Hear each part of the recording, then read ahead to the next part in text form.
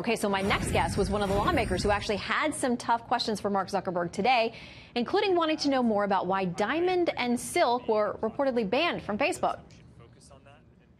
We don't think about what we're doing as censoring speech. I think that there are types of content like terrorism that I think that we all agree we do not want to have on our service. Let me tell you something right now.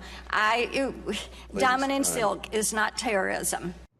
One of the moments today we'll remember Republican Congresswoman Marsha Blackburn, member of the Energy and Commerce Committee, where he was about 4 hours or so being questioned with you guys. Yes. Did you get your questions answered to your contentment today about privacy, about what they're going to do to address these concerns? No, I did not. And I thought it was interesting that he was so ill-prepared.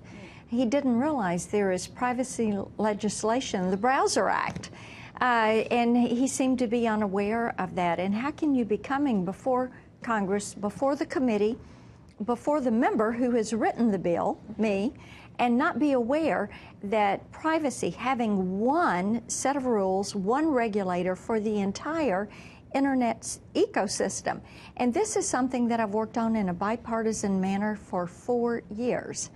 And it was astounding that he was not briefed on that, not briefed on the FTC consent decree, not briefed on some of the lawsuits and settlements that they have made. Yeah, we had expected a little bit more prep work there. You would think that the prep team and the murder boards that they do and those kinds of things would have prepped him for all of that. Right. He took a lot of grilling today. I want to read something by Chris Wilson. He used to do research and analytics and digital strategy for Ted Cruz when he was running for president.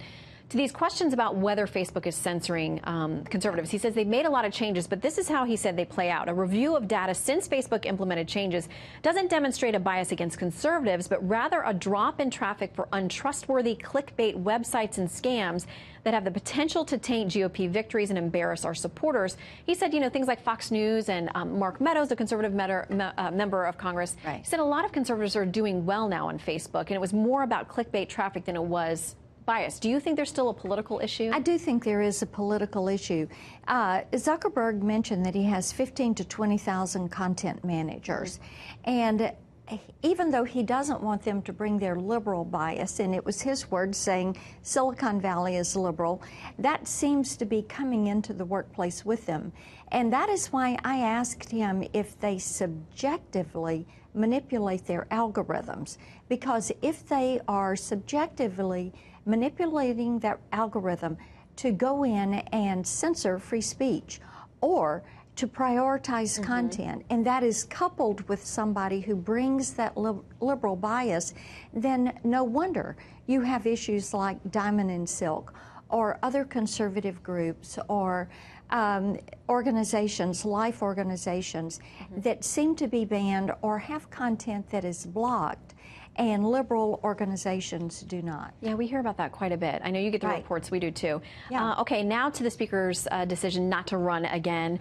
A piece on Hot Air today said this: there's no way to read the impending retirement of a young Speaker of the House as anything but a stark concession that the GOP House majority is ending. Your response? I wouldn't say that at all. Paul Ryan has been here for 20 years. He has 3 teenagers at home. He's accomplished some of his main goals.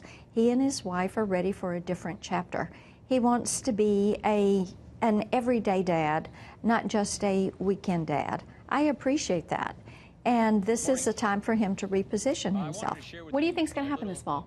Do you have any predictions? Because, you know, it's pretty consistently that there's going to be a blue wave, although the the generic ballot, Democrats now have a 3-point advantage in the Quinnipiac poll, which is a lot tighter than it has been, but we have months to go. When you get into these districts and these elections are localized, that blue wave is going to be running into red walls. And people like their member of Congress, even though they're frustrated with the institution. So I think they'll keep the House. I think they'll be picking up a seat or 2 in the Senate, and I think that it's going to be a good election season. It's going to be tough, but it will be good. Well, only 7 short months to go, and who knows how many roller coaster rides we'll have between now and then. A lot of water under the bridge. Yeah. Thank you for coming in. Thank you. Good to see you.